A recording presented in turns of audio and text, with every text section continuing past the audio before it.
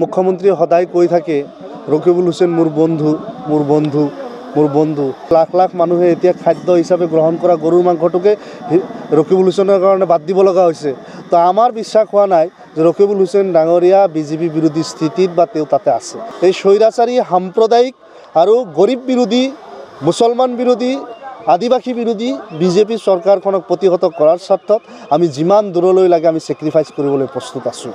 এইটোতো তেওঁৰ এটা ভাল আহ্বান, আমি সেই আহ্বানক আদৰণি জনাইছোঁ। কিন্তু প্ৰথম প্ৰশ্নটো হ'ল যে তেওঁলোক বিজেপি বিৰোধী হয়নে নাই যিজনে আহ্বানটো দিছে, এইটো এটা উনুকিয়াই চাবলগীয়া বিষয়। কাৰণ মুখ্যমন্ত্ৰীয়ে সদায় কৈ থাকে ৰকিবুল হুছেইন মোৰ বন্ধু মোৰ বন্ধু মোৰ বন্ধু।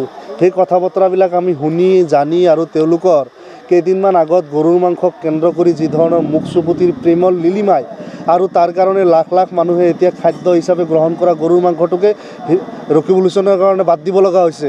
তো আমাৰ বিশ্বাস হোৱা নাই যে ৰকিবুল হুছেইন ডাঙৰীয়া বিজেপি বিৰোধী স্থিতিত বা তেওঁ তাতে আছে। এইটো হ'ল 1 নম্বৰ কথা।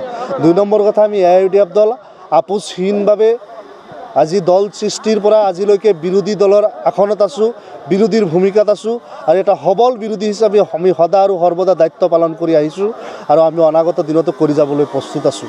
কিন্তু এই স্বৈৰাচাৰী সাম্প্ৰদায়িক আৰু গৰীব বিৰোধী মুছলমান বিৰোধী আদিবাসী বিৰোধী বিজেপি চৰকাৰখনক প্ৰতিহত কৰাৰ স্বাৰ্থত আমি যিমান দূৰলৈ লাগে আমি ছেক্ৰিফাইচ কৰিবলৈ প্ৰস্তুত আছোঁ।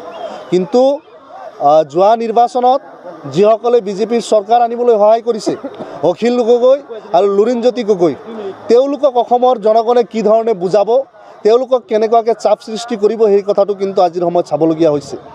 অখিল গগৈ, লুৰিণ গগৈ, ভূপেন বৰা এওঁলোক সকলো মিলি যেন বিজেপিক আৰু আগুৱাই দিবলৈ বিচাৰিছে, তেনেকুৱাহে আমাৰ অনুভৱ হৈছে। যোৱা নিৰ্বাচনত অখিল গগৈ আৰু লুৰিণজ্যোতি গগৈৰ কাৰণে অসমত কংগ্ৰেছ, AIUDF, CPIM, BPFৰ চৰকাৰ অহা নাই আৰু বৰ্তমানো তেওঁলোকৰ যিবিলাক কাৰ্যকলাপ সেই কথা বতৰাবিলাকে আহি আছে। আমি চাওক, আমাৰ দল 19 বছৰৰ বিৰোধীত আছোঁ। যেতিয়াই প্ৰয়োজন পৰিছে, অৰ্থাৎ 2021 নিৰ্বাচনত আমাক 18খন নে 19খন আসন দিয়া গৈছিল, আমি 16খন আসন জিকি দেখুৱাইছোঁ।